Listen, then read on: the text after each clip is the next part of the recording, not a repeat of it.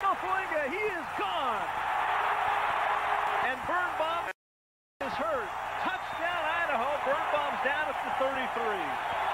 Touchdown, Idaho.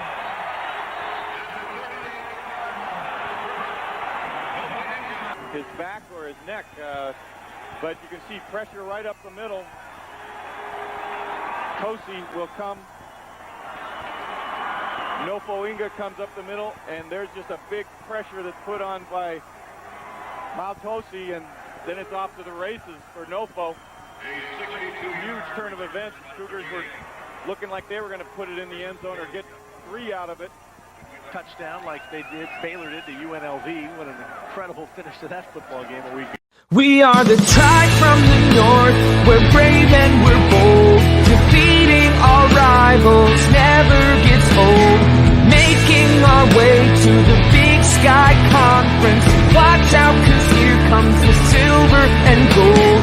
Whoa, whoa.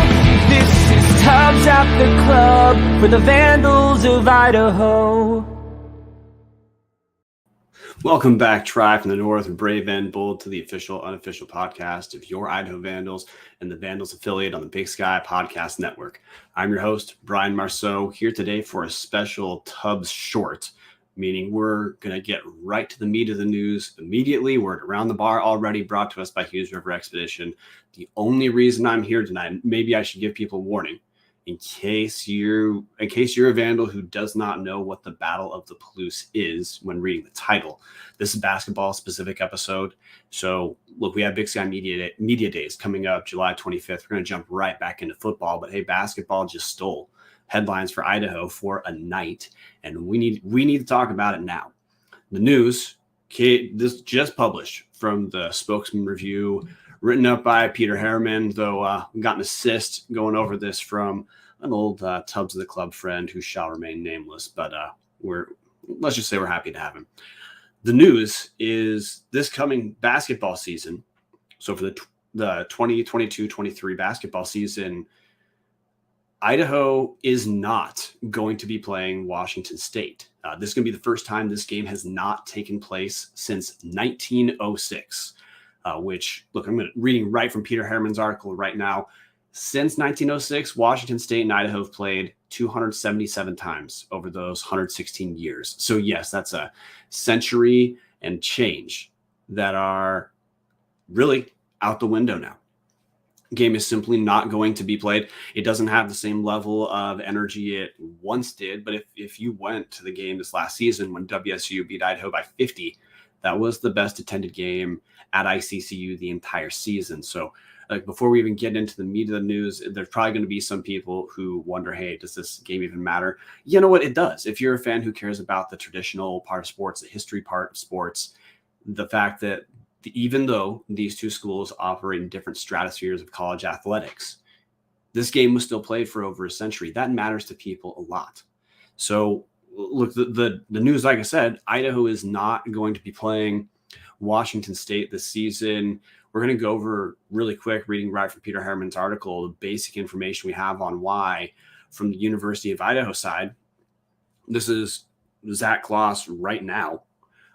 He's quoted as saying the schedule is set, contracts have been signed. We don't have any wiggle room to make this game happen now.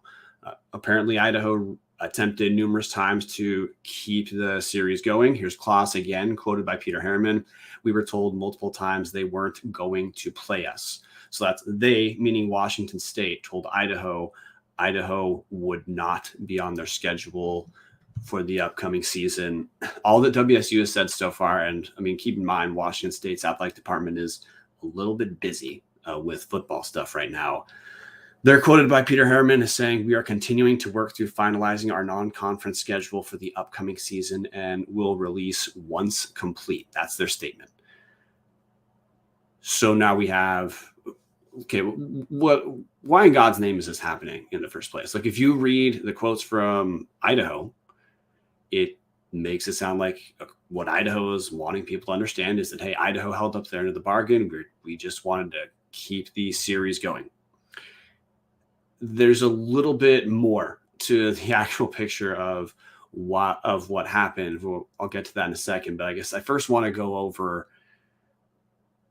So who should people be frustrated about? If you're on the internet following this, the immediate reaction was a lot of people were upset about WSU not scheduling this. I did some digging, and like some other people posted helpful stuff online, including Colton Clark from Spokes and Review, who, even though he doesn't cover Idaho, he doesn't cover Idaho anymore. He's still giving assists. The blame isn't just on Washington State here, guys. I'm sure there's a facet of blame for Washington State, but I'm going to jump right in to some of the rationale of why Washington State probably didn't think scheduling Idaho was worth doing anymore. And realistically, there's some regulations within the Pac-12 and within other conferences about what type of games teams are allowed to schedule. Might be a surprise if you're a Big Sky fan, because you're used to, it's pretty average in the Big Sky for schools to schedule Bible colleges. Idaho does it. Montana did it. Idaho State does it. This is not exactly, I mean, there's a lot of Big Sky teams whose non-conference schedules we wish were better, but if you're a Big Sky team like Idaho, you see some schools scheduling the lowest of the low, and your first reaction might be like, okay, well, look, WSU can fit Idaho in. What's going on, WSU? Like, do you think you're too good for this? Well, maybe that's probably some of it, but it's not all of it. Like, the best information we have right now, you're gonna hear me doing some clicking because I'm solo without producer Martin, Hot Take Heemstra. But there's some rules from the Pac-12 that actually made this happen. So Colton Clark pulled this from the Pac-12 website, which is some requirements Pac-12 teams have to hit to be able for their non-conference scheduling. And one of those requirements, which, look, this is going to start to hurt because it's going to shift from being a Washington State problem to an Idaho problem instantaneously. But here's a non-conference schedule standards for the Pac-12. This is from a screenshot Colton took.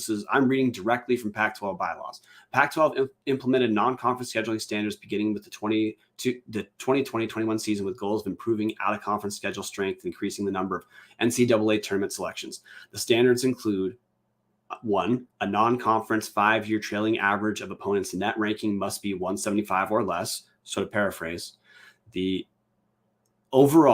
average net ranking for any Pac-12 team in the out-of-conference schedule they have, the average ranking over a course of 5 years can't be worse than 175.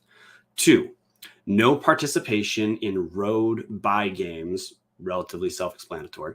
3, no regular season games against non-Division I opponents, relatively simple. And 4, no road games versus a non-conference opponent with 5-year trailing average of 200 net, presumably, or worse than 200 net.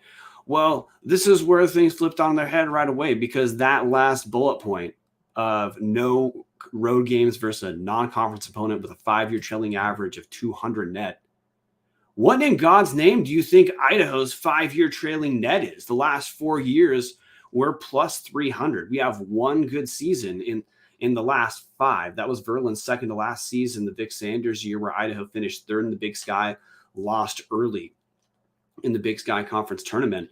But look, since Tubbs at the club has existed, we have not had a single good, and I don't even mean like kind of okay. We've had only terrible men's basketball seasons to cover.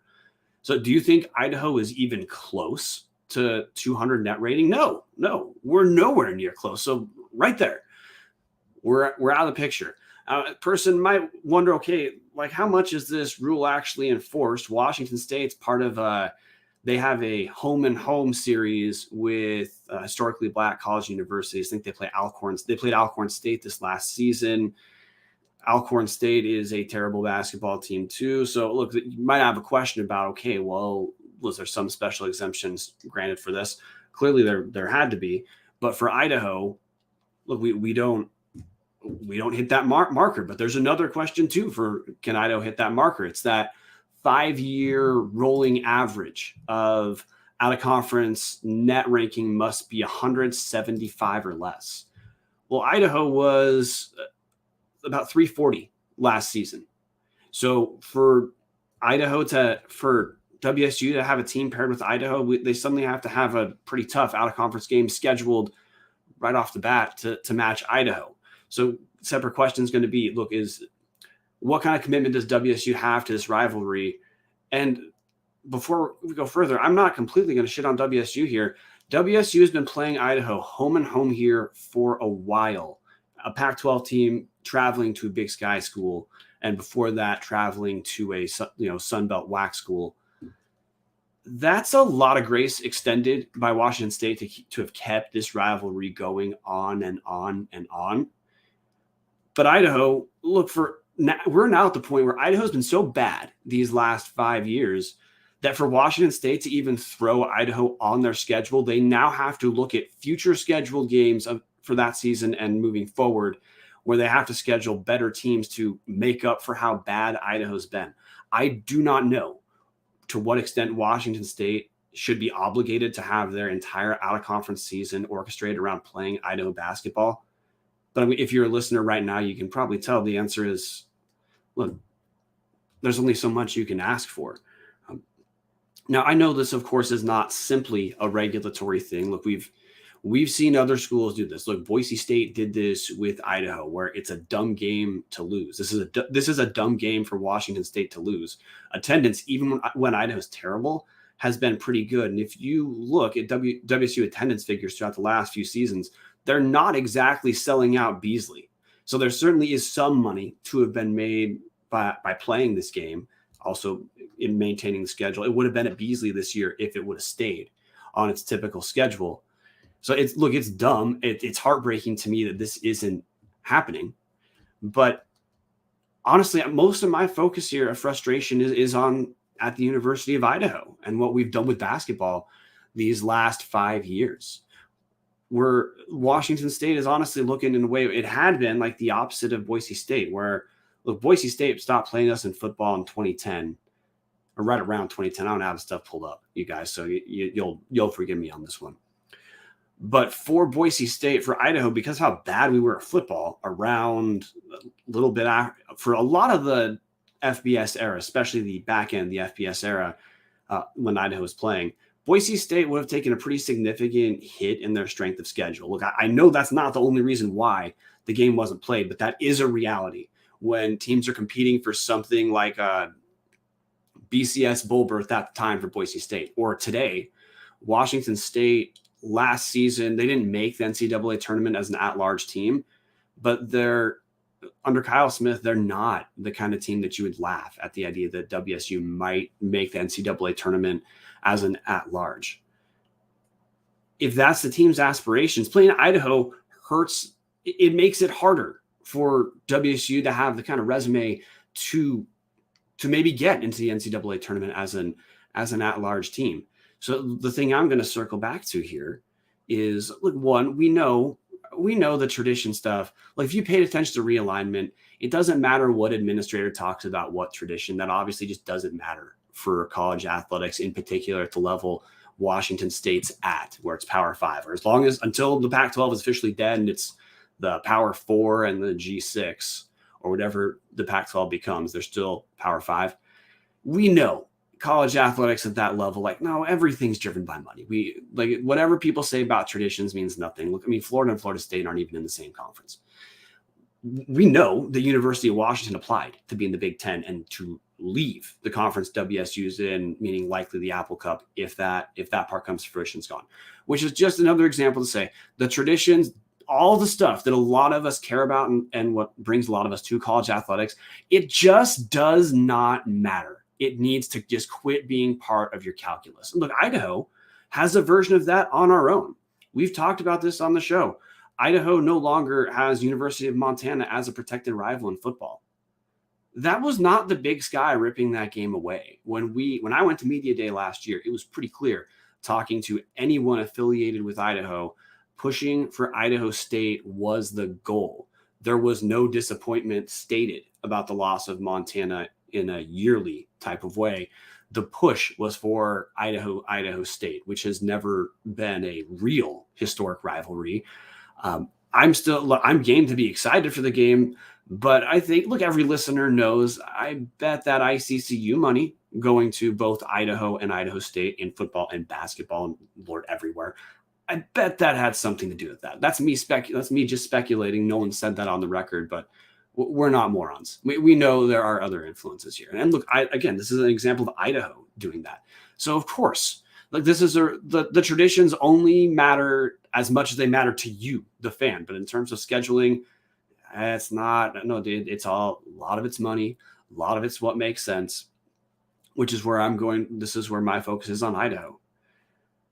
Our programs have to get to the point where, for us to maintain some of these historic rivalries, we are not reliant on the charity of other universities. Talked about with football, where when Boise State dropped us, I hated it. It was dumb. There were reasons other than what was actually happening on the field for why that game was dropped. But it's an objective fact. When Boise State was making their BCS runs, playing Idaho hurt their strength of schedule. They had an actual argument to not schedule the game, which again, then didn't happen. Now look at Washington State. They spent years continually scheduling Idaho home and home, even while we're a low major team. The Big Sky is low major, especially if you're comparing it to the Pac-12 in basketball and football, of course. WSU was good here for quite a while.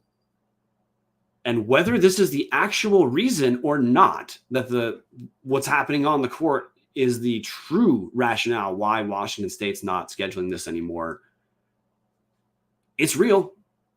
Scheduling Idaho now, suddenly they have to account for it in the future games. And that's because for the last almost half decade, from Verlin's last season to the nightmare of the last three we've had under Kloss, Idaho has been fine to churn out bottom 50 in the nation basketball.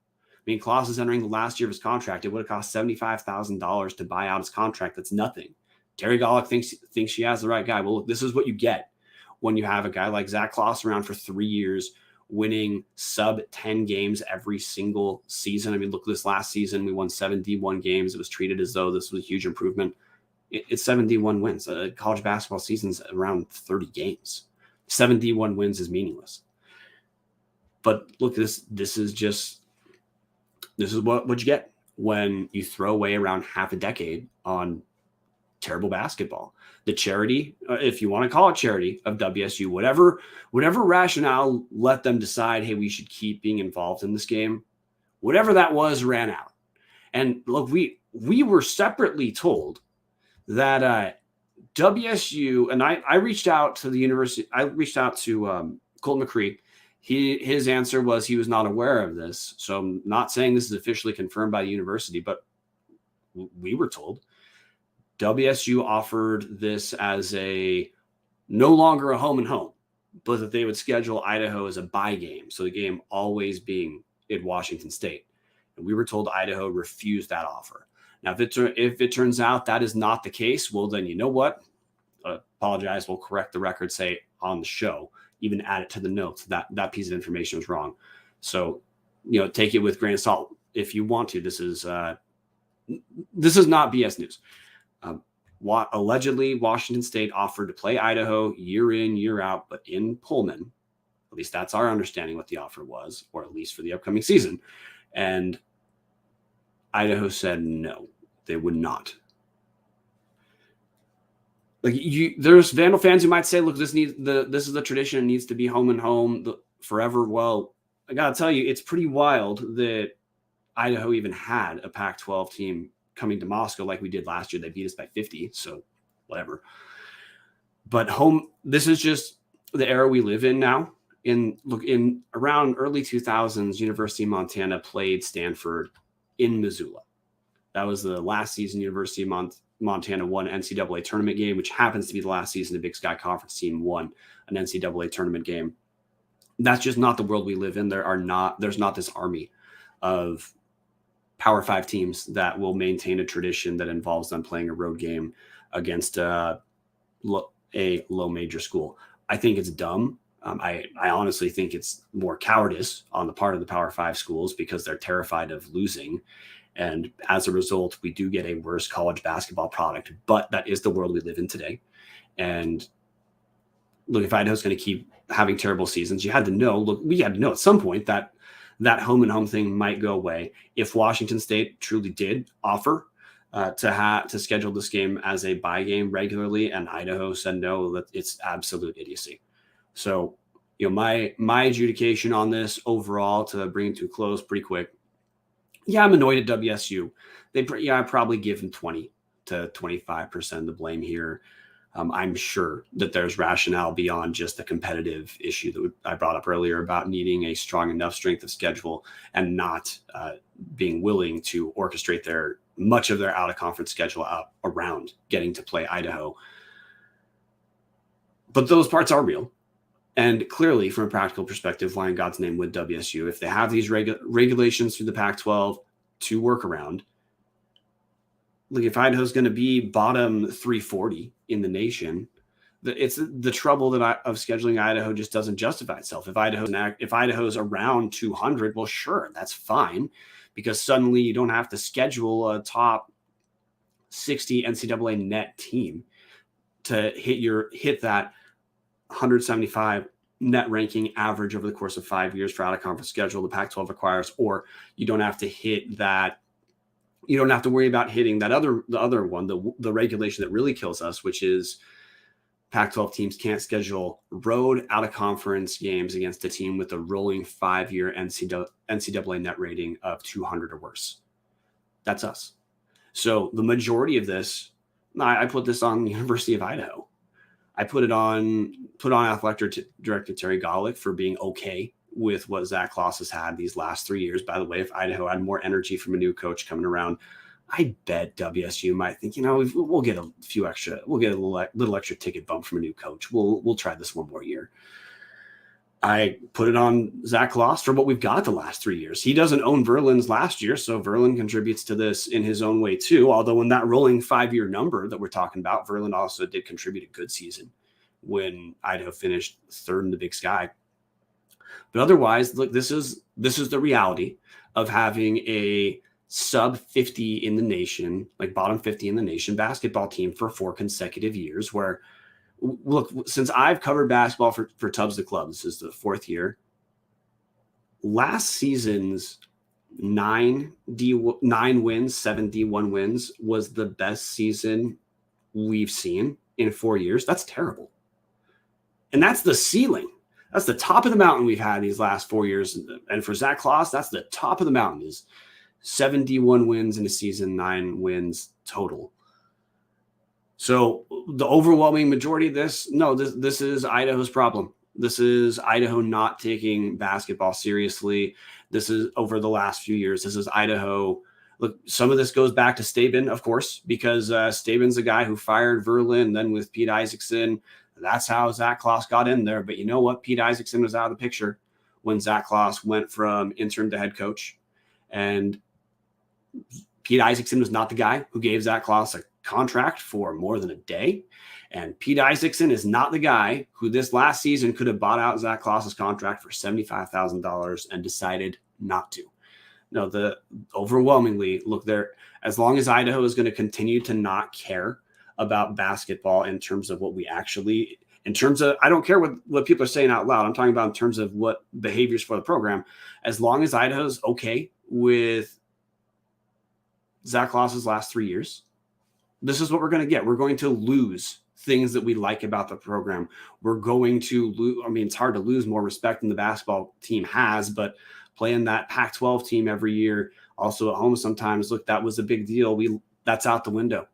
So in short, yeah, you know what? If this is 25, 30% WSU's fault, that makes it 70 to 75% Idaho's fault. I have absolutely no problem saying that is exactly where I land on this. If Vandal fans want to be angry about this, be angry that we do not have a basketball team worth scheduling. Be angry that we don't have a basketball team that Washington State's allowed to schedule in the first place. And with that, I'm going to close around the bar. brought to us by Hughes River Expedition. I'm not going to do the whole ad read right now, but you guys, Hughes River Expedition has been Vandal owned and operated since 1976, ready to take you on a vacation of a lifetime. They're the best river expedition company in the nation. If you're ready to find out what it's like to grab a paddle, catch dinner, and ride the bull all throughout the Gem State, call them now at 800-262-1882 or check them out at hughesriver.com. And with that, guys, thanks everyone who joined me. Pretty late episode. Next episode we have is coming up on Tuesday. I'll be at Big Sky Media Day on Monday. We'll be talking to the coaches. We're going to pivot back to football, where we want to keep our eyes for a while. But look, this is just the rhythm we're going to be at for a while with basketball and football, where there's a reason to be stoked about football. People should be stoked and buying their season tickets right now. Call Ty Graham when it's not 10:30 p.m. on a Wednesday. But football is one program, guys. Look, basketball is a nightmare, and there is no evidence yet that anything's about to change. We got new recruits. By the way, every team has new recruits every year. That's a cycle of how guys transfer in and out of programs now. So this is just the rhythm it's going to be like, guys. Might feel like we're a dual personality here, where we're stoked about things at football because we should be stoked. There's good stuff happening there. And then basketball, it's just rough, but that's where we're at. My view has always been, I don't view our coverage as positive, negative. I just talk about the stuff that happened. If the things happening are good, it's going to sound positive. If the things that happened aren't, it's not going to sound that way. So thanks for joining me. We're going to, I got to pick whoever plays us out. So as always, you know what, guys, go Vandals. And this is producer Brian doing a terrible job of even finding what we're going to play us out with. So we're just going to call it good. See you guys Tuesday.